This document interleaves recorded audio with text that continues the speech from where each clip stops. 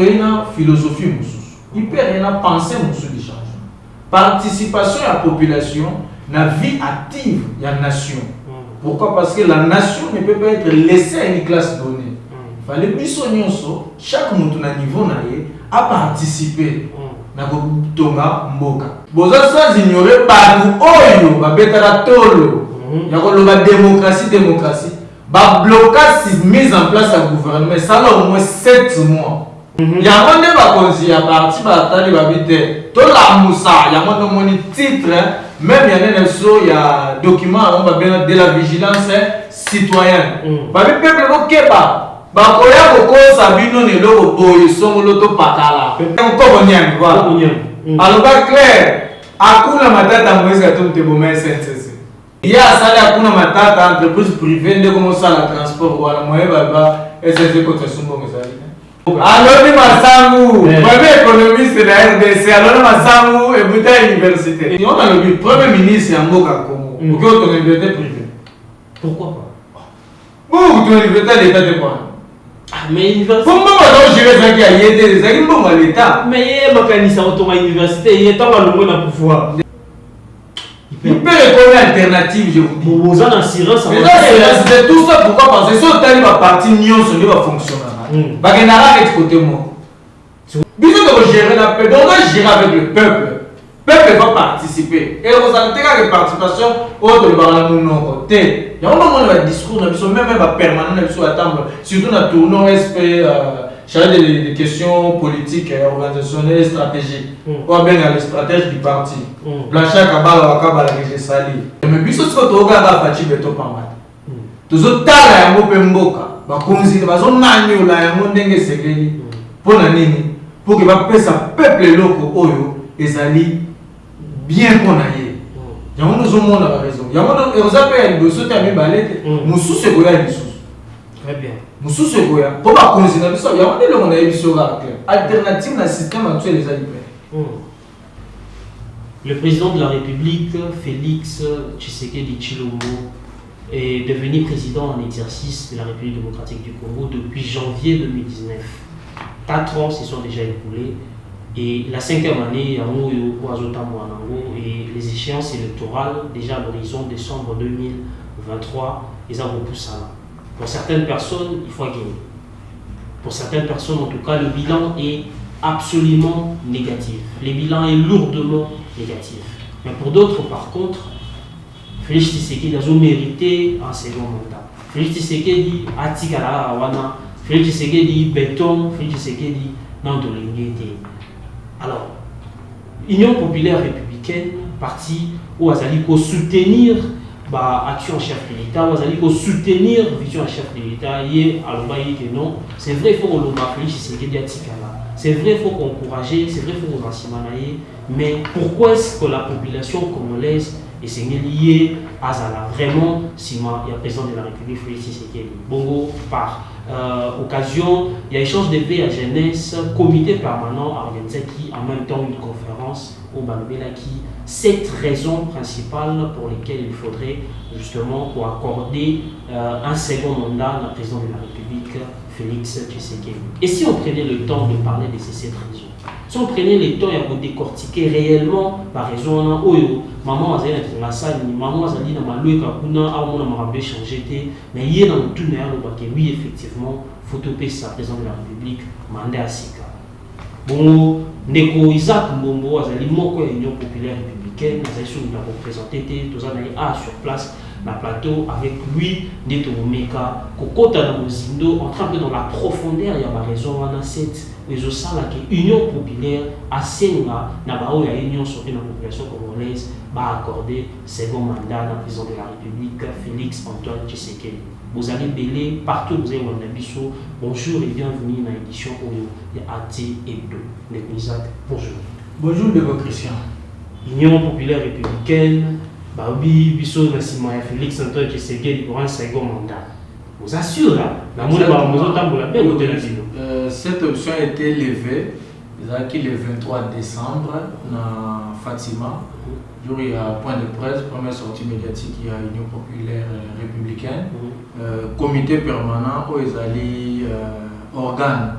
Il y a de base où géraka parti ça la qui sortie médiatique ne va pesa qui position et Union populaire républicaine parmi la position va pesa qui ils alla qui soutient son excellence Félix Tshisekedi Tshilombo. Très bien, merci. Très rapidement, on entend les 7 raisons, bien sûr, de façon rapide, et puis après, aux zones principaux de Tobaname, un peu au Maniola, Moko, Simon, Soussou. Mais avec le temps que nous avons, nous ne saurons pas faire toutes les 7 raisons en une seule émission. Donc, ça va d'abord 3 raisons, et puis après, nous allons revenir très prochainement pour Panzali sous 4 autres raisons. La première raison, hyperalobi, les temps historiques congolais raisonnables à la structuration d'un régime avant une montée en puissance. Deuxième raison, les caractères particulièrement précaires du premier quinquennat. Tshisekedi impose une attitude de tolérance, de lucidité et de résilience citoyenne. 3. L'absence incontestable d'une offre alternative, viable et fiable, quand bien même l'on serait tenté par un projet anti-Tshisekedi. Et 4. La filiation du président Félix Tshisekedi et les poids de l'héritage qu'il est tenu de préserver. 5. L'avantage d'un engagement patriotique dans une guerre d'agression et désir dont l'issue de sa dernière phase actuelle est la concrétisation du projet de balkanisation du pays. 6. Devoir de solidarité nationale, de lucidité et de cohérence pour capitaliser des acquis diplomatiques aujourd'hui avérés en appui aux efforts de guerre, mais qui restent à consolider et à stabiliser. Et enfin, 7e raison, la nécessité de la consolidation des acquis évidents, malencontreusement tus de son programme social et économique. Donc, nous avons raison à les temps historiques congolais raisonnables à la structuration d'un régime avant une montée en puissance. Ndeko Isaac Mbongo, dans la population congolaise, on va dire de partout. Tant que vous avez les Italiens, vraiment, vous la raison parce que à lire, j'ai l'impression qu'ils ont aveu et échec. Ils ont aveu et échec. On dirait Union populaire a justifié 5 ans au que non, tant ils allaient manquer, il faut un autre temps. Parce que dire que tant ils ont manqué pour Congo, il faut sous 10 ans pour Makambe Simba, c'est un aveu d'échec. On dirait 5 ans et 6 minutes. Les alliés avaient d'échec, peut valoir que 5 ans pour Congo. Sauf que quand à partir d'un 4 comité permanent, il va fandaki, va raisonnaki, puis va profiter d'un échange de vœux organisé dans la Ligue de Jeunes pour passer le message. Pourquoi? Parce que Balobaki, le 23 décembre, que Bisso Union populaire républicaine toujours soutenir son excellent Félix Antoine Tshisekedi.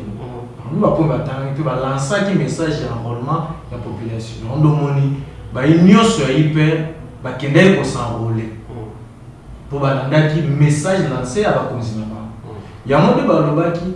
Il faut maintenant que ça n'a Bisso hyper, peu la population. Pour nani Bisso, parce que Bisso hyper c'est un parti du changement. Bisso c'est une philosophie hyper une pensée du changement. Participation à la population, la vie active de la nation. Pourquoi? Parce que la nation ne peut pas être laissée à une classe donnée. Il fallait Bisso chaque monde à niveau a participé à Tonga Mboka. Il y a un monde qui est parti, il fallait tout ça, tout expliquer. Dans moi, Mozindo, comprendre. Pour la ligne Bisso hyper, il fallait que ça, mon conseiller Mboka, deuxième mandat. Il y a un monde qui va passer Bisso au moins les 7. On va concentrer à Mboka les 7. Il y a un monde qui va le temps. Namoni ndeko Christian il faut la musoto tona ba question. Pour la nini batiaki na constitution na biso que mandat faisant 5 ans. Peut-être tomi tona pe mutona. Pour la nini batiaki en 5. Faut pas batiaki na neno. Donc ceux qui batiaki 5 ans, c'est que va constituant bazalaki na nini na makanisi moko par rapport à temps.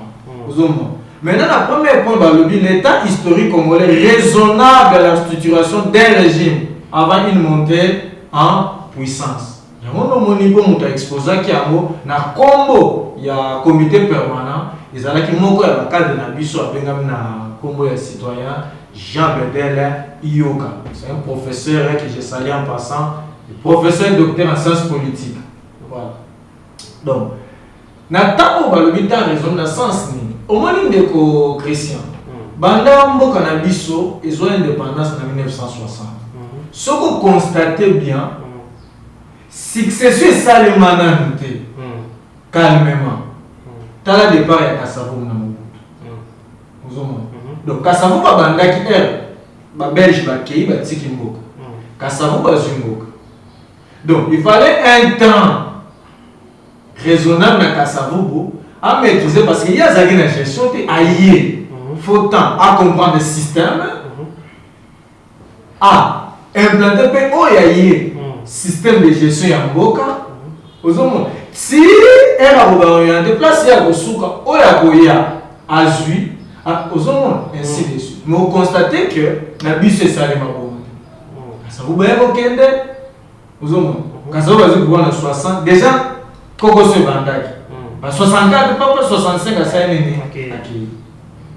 Mobutu, personne ne t'a bien Mobutu, elle y a Azui. On a constaté que quelque part, elle est au côté sous dictature. Et vous comprenez? Il y a un débat lobby maintenant. Passation pacifique au Salé en 2019. Un démocrate a eu pouvoir. Pour que effet la démocrate ou ils font un temps, le but est que 10 ans, 20 ans, un temps qui est. Il y a des conditions que déjà à fixer tant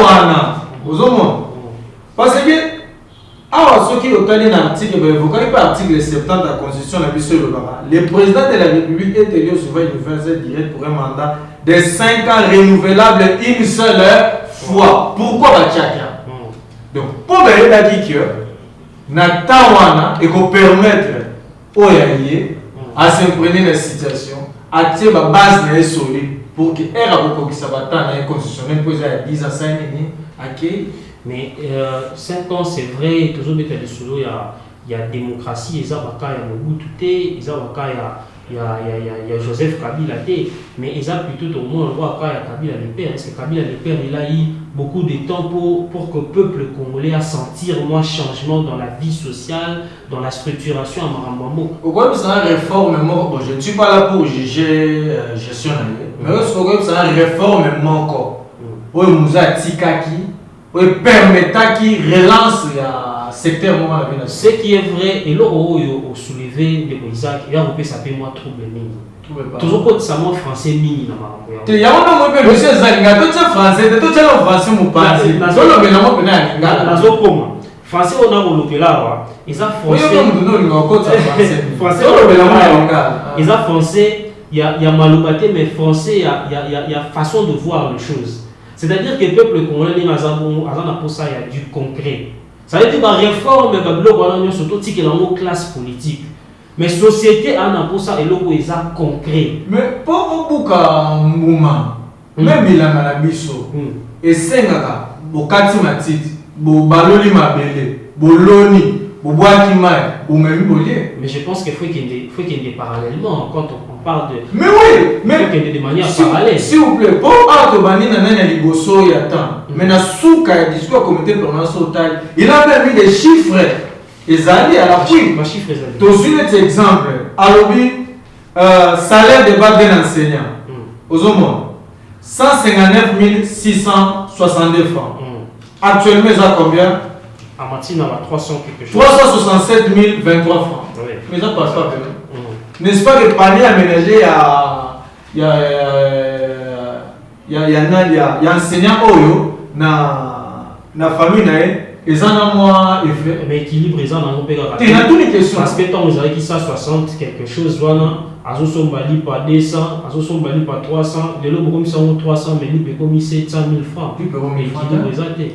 Mais lui pas 1000 francs à la radio, il était pas 1000 francs à la radio. Et comment on a galéré à Zagozo, elle a Zagozo 159 000 par 1000 francs à la radio. Il pas 1000 francs à la radio. lipa 1000 francs. Ils allaient dans un coin où il faut qu'il y ait des pots qui 1000 francs. Mais les autres qui lipa 500 francs, 1000 francs par mois. Des co-christiens et l'autre au lobby, je suis sûr qu'ils sont dans le deuxième point.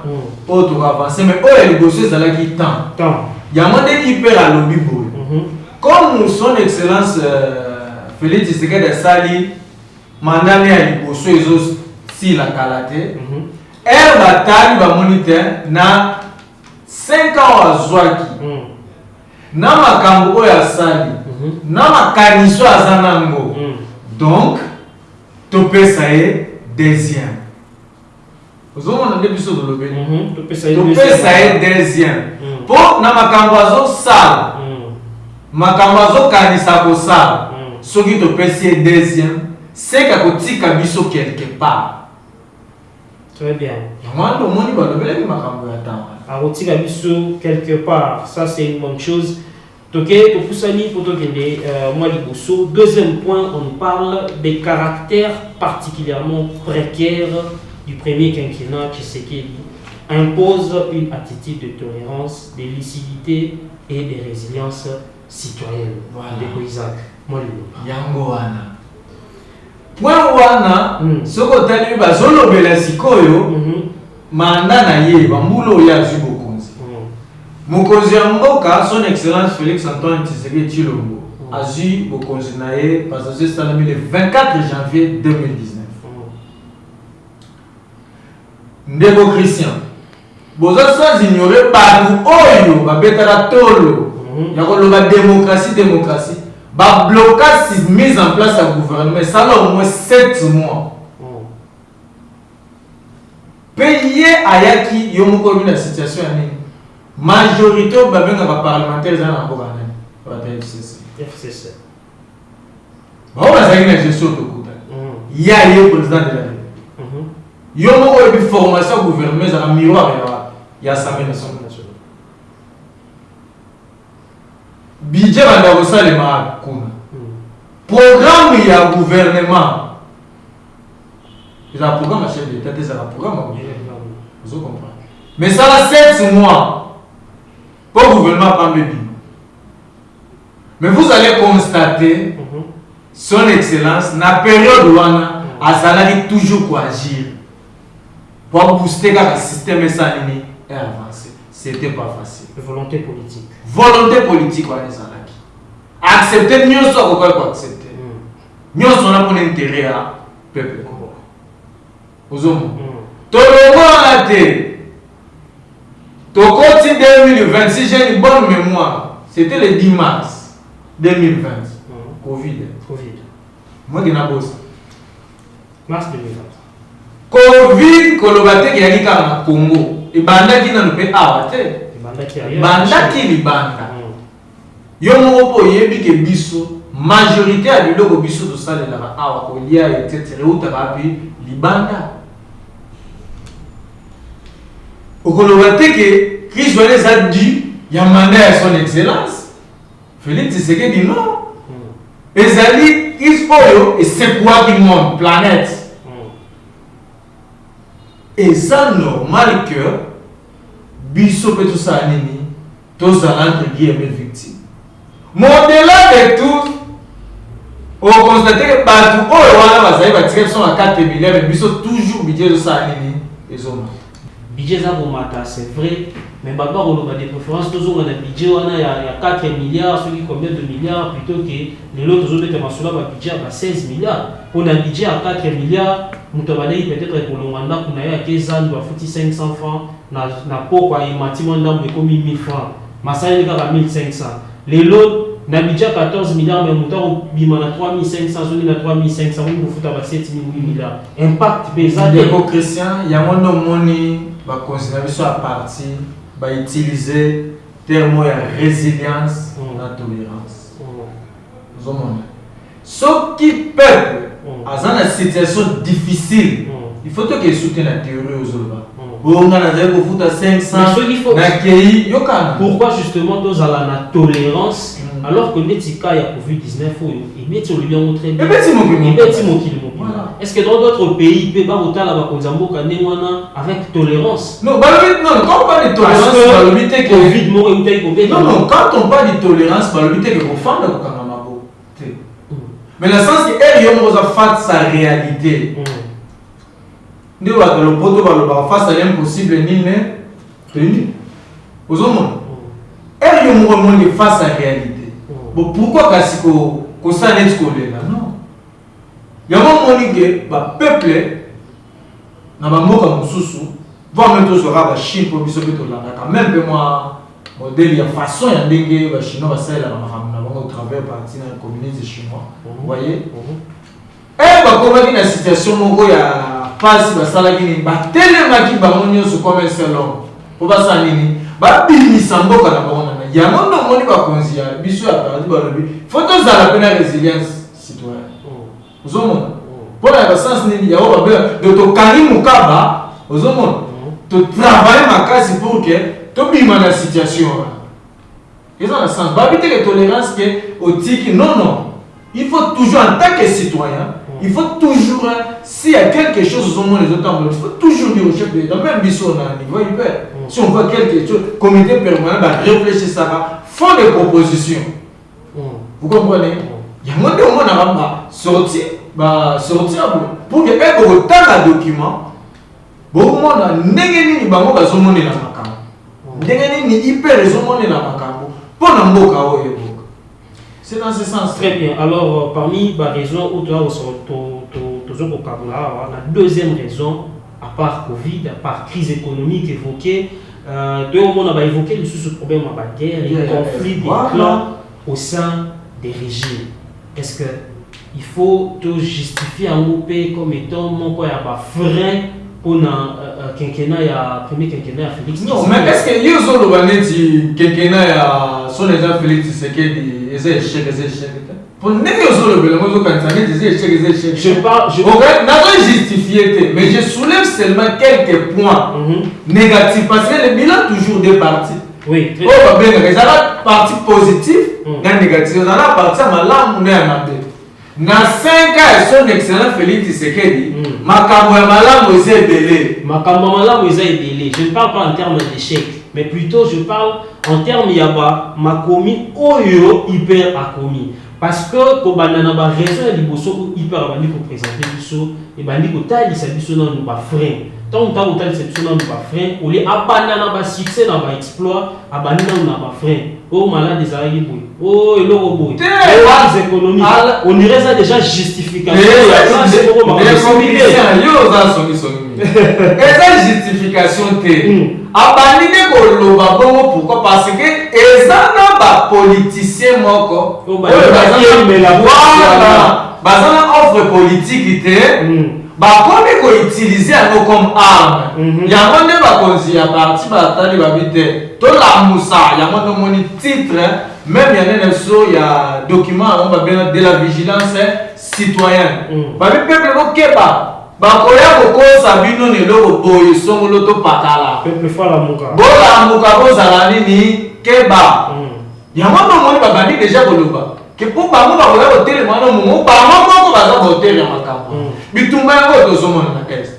Tozana ba mususu basomi le beau candidat mais tire le batikala jamais autant komba. C'est prononcé batikala jamais au sala.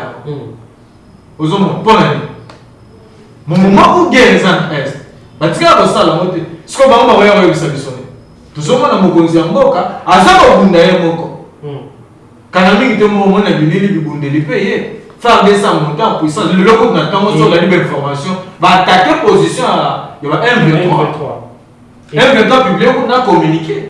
Donc il y a un moment en président de la République à gauche, à droite, alors on bête on peut partout et certains pensent que à ce ça va voyage inutile. Non mais on a cassé. Résultat voyage au moment il y a très bien donc pour ça dans la troisième point si vous avoir pour tout le monde qui n'a pas cité tant de choses pour ça pour pas qu'il te à trois raisons premièrement, et puis nous aurons prochainement pour une autre émission, il sera au compte à sous 4 raisons égotiques. Très bientôt évolué, donc il y a une troisième raison, où il a dit l'absence incontestable d'une offre alternative viable, fiable, quand bien même l'on serait tenté par un projet anti-Tshisekedi. Néo Isaac, vous allez vraiment bien la monnaie de sur Congo.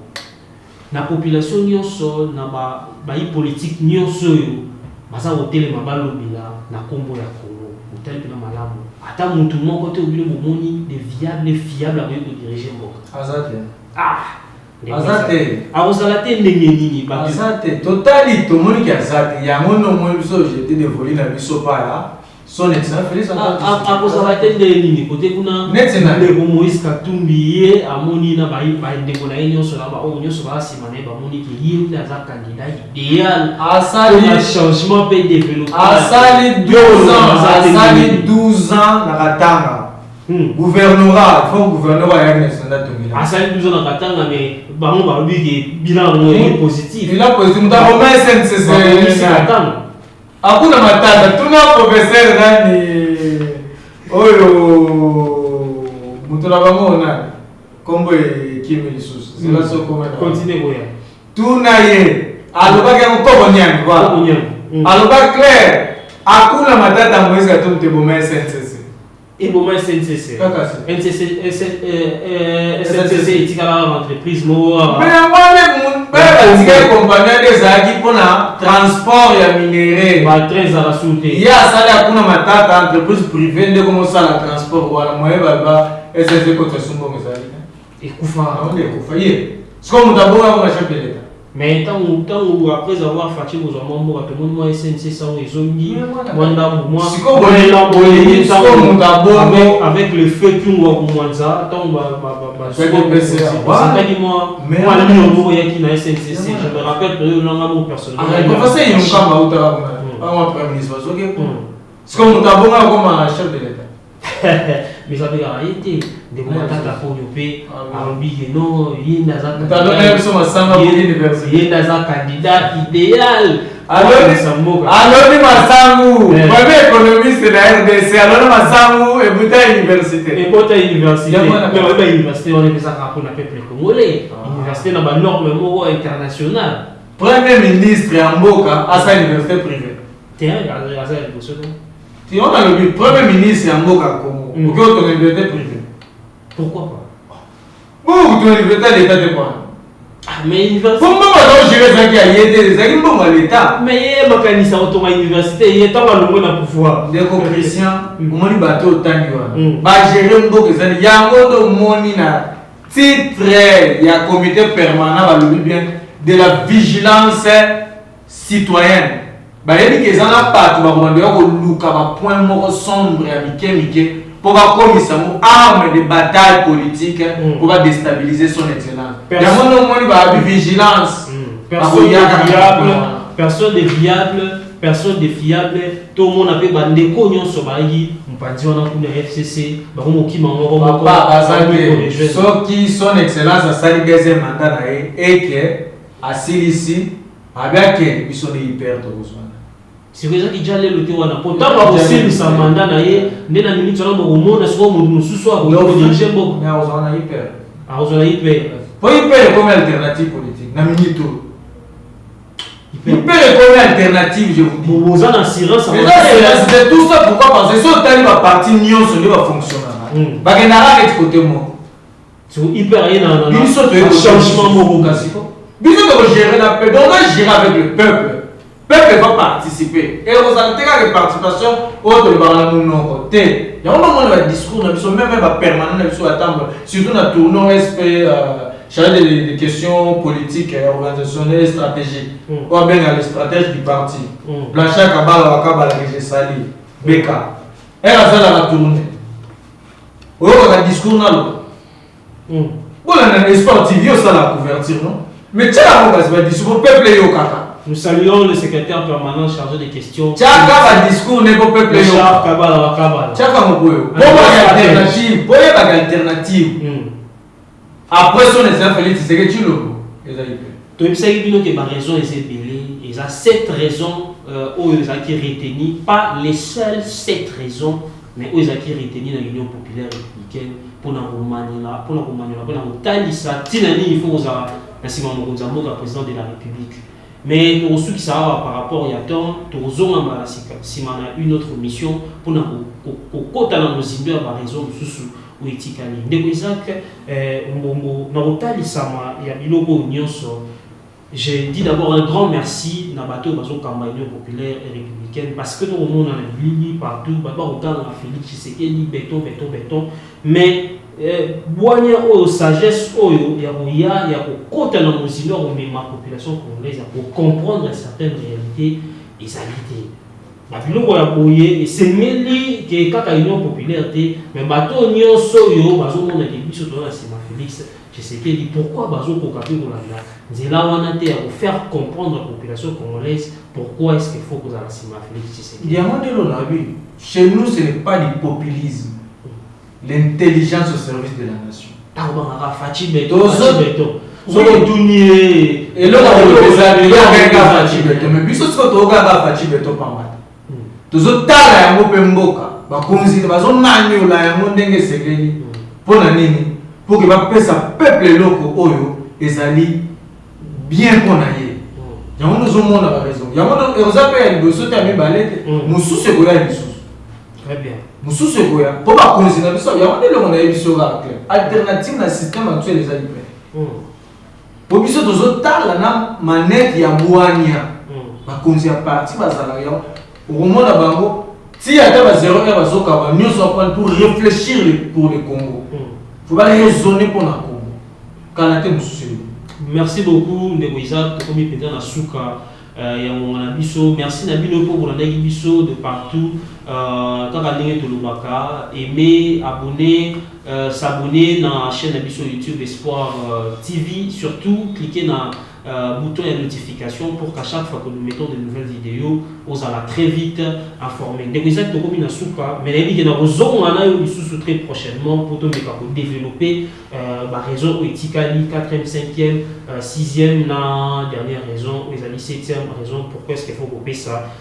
Boka, Félix Tshisekedi, mandat, Yami Bali, Batouba Otala de partout et là on y a souka qui Koloba par rapport il y a Maramunyoso auto sonoli pe un message na bandebunyoso ya hyper wala message nanga suka kaka ndenge na lobaka peuple congolais mboko eza ya biso mutu mususu abongisa mote kaka yo nanga nde to bongisa yango nde na kosenga na ba membre nyonso ya hyper ko continuer toujours ozala ba ambassadeur ya bonne nouvelle kaka nde tozalaka ko passer message ya sika pona changement ko pe na population bo pesa biso matoi na motema na bino bo yoka o isengeli boyoka pe motema ko ndimo isengeli ndimo po mboka o kaka yo nanga nde to bongisa pe to soutenir une fois de plus son excellence Félix Antoine Tshisekedi mboka o hôtel bande ko nanga peuple congolais